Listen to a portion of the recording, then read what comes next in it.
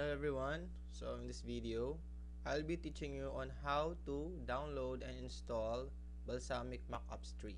So, but first, I will just give you information about the limitation that you might encounter while using or installing this application. So, first is if in-install nyo po siya today, meron lang kayong 1 month to use it, no? So I told you na if ever man na i-install nyo na siya, dapat yung 1 month before mag-end yung ating semester. And if you want to try it naman, you can also find tutorials on how to use the controls meron sa Balsamiq Wireframes or Balsamiq Mockups 3 sa YouTube. Pero meron din tayong ito yung tuturo ko sa mga tutorials ko on how to use the simple features of the Balsamiq Mockups 3. How can you connect a wireframe to another wireframe, and about how to drag and drop controls based on the design of the interface of the application or website that you want to create. So first, let's go to your browser and type Balsamiq Mockup on the search bar or the URL bar. After that, i-click nyo lang po yung pinaka first nang lalabas na may industry standard low fidelity wireframing software line Balsamiq. So click nyo po yon, yung balsamiq.com.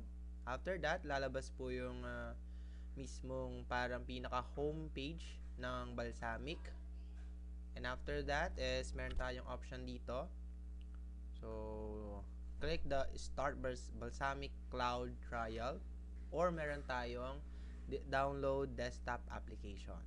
So mas okay if click natin yung download desktop application and lalabas yung another page para doon sa mga other versions ng Balsamiq Wireframes. So ang gagamitin natin is ito yung pang 64-bit, no? And most sa mga ginagamit nating desktop ngayon are already in their 64-bit architectures. So click nyo lang yung download wireframes for Windows, and meron tayong lalabas na ganito, review, agree, privacy policy, agree lang, and download should start momentarily.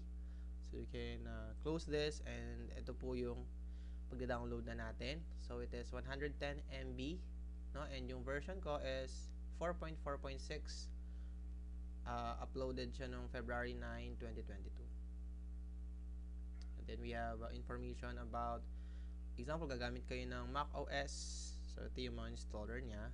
Ito naman is for the Windows. Meron siyang pang 32-bit, yung times 86, and then 64-bit. So basta ang click nyo is ito na lang, yung sa download wireframes. And after that, i-click nyo lang to, and may naka-install na kasi ako, no, na Balsamiq wireframes. Ito po siya, ayan, ito, no?